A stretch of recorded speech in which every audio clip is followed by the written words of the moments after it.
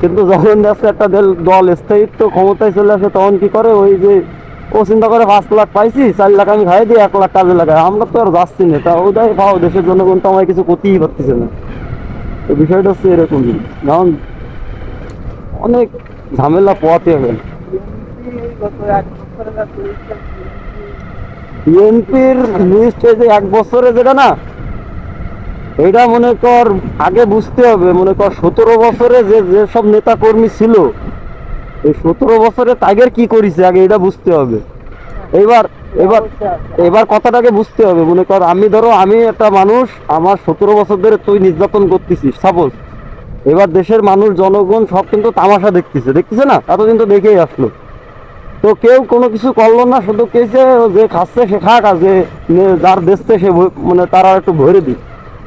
তো এরকম ভাবে যখন হয়েছে, এখন আছে ক্ষমতা চেঞ্জ হয়েছে, এরাও তো প্রথম পাইলেই মোটামুটি ওই যে কথা আছে না, এরা 17 বছরের রূপ 1 বছরে দিয়ে নিচ্ছে, আরো সামনে নিচ্ছে, এরকম একটা অবস্থা।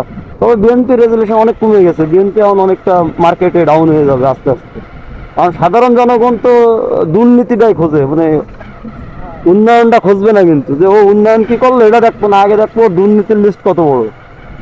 এটা হচ্ছে সাধারণ মানুষের হ্যাঁ, এটা হচ্ছে কথা, কিন্তু জামাত ক্ষমতা আসলে যে আরো বেশি মনে করো আওয়ামী লীগের লোকের বেশি প্রেশার নিতে রাখে, কারণ জামাতে বড় বড় যারা মাথা ধরা লোক ছিল সব খাই দিয়েছে আওয়ামী লীগের। বিএনপির 10টা খাইলে জামাতের খাইছে 15টা। আর বাংলাদেশ একটা মুসলিম কান্ট্রি হিসাবে জামাতের থাকার কথা ছিল সব থেকে বেশি, মানে অগ্রাধিকারে থাকার কথা ছিল বেশি, তাই না? কিন্তু সেই জায়গায় জামাত একদম ফুল মানে ছিন্নমূল একটা দল এক প্রকার। এই জন্যই তো মনে কর দেশটা রাজনীতির খেলা একটা আলাদা খেলা, বুঝছিস? সবার ভিতরে ঢোকে না তো, মাইন্ড নিয়ে খেলা করে।